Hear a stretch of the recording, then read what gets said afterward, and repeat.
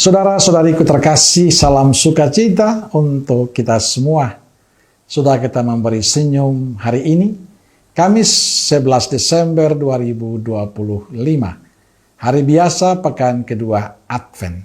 Mari kita awali permenungan kita dengan tanda kemenangan Kristus. Dalam nama Bapa dan Putra dan Roh Kudus. Amin.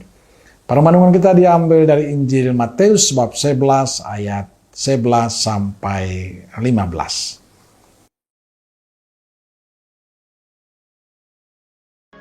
Aku berkata kepadamu, sesungguhnya di antara mereka yang dilahirkan oleh perempuan tidak pernah tampil seorang yang lebih besar daripada Yohanes Pembaptis. Namun yang terkecil dalam kerajaan sorga lebih besar daripadanya. Sejak tampilnya Yohanes Pembaptis hingga sekarang, kerajaan sorga diserong dan orang yang menyerongnya mencoba menguasainya. Sebab semua nabi dan kitab Taurat bernubuat hingga tampilnya Yohanes.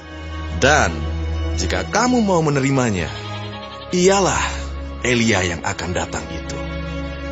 Siapa bertelinga, hendaklah ia mendengar. Saudara-saudariku terkasih, bacaan Injil hari ini tentang Yohanes Pembaptis.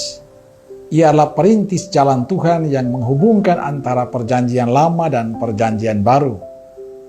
Ajaran dan ajakannya selalu menyadarkan kita akan dosa dan kelemahan kita dengan menunjukkan jalan pertobatan. Dalam Injil Yesus berkata, sesungguhnya di antara mereka yang dilahirkan oleh perempuan tidak pernah tampil seorang yang lebih besar daripada Yohanes Pembaptis. Namun yang terkecil dalam kerajaan surga lebih besar daripadanya. Yesus tidak mengatakan kita lebih besar dari Yohanes Pembaptis. Kutipan ini menegaskan bagaimana besarnya berkat Allah untuk kita masing-masing yang percaya pada Yesus. Saudaraku terkasih, Allah tidak pernah menuntut kita untuk seperti Yohanes Pembaptis.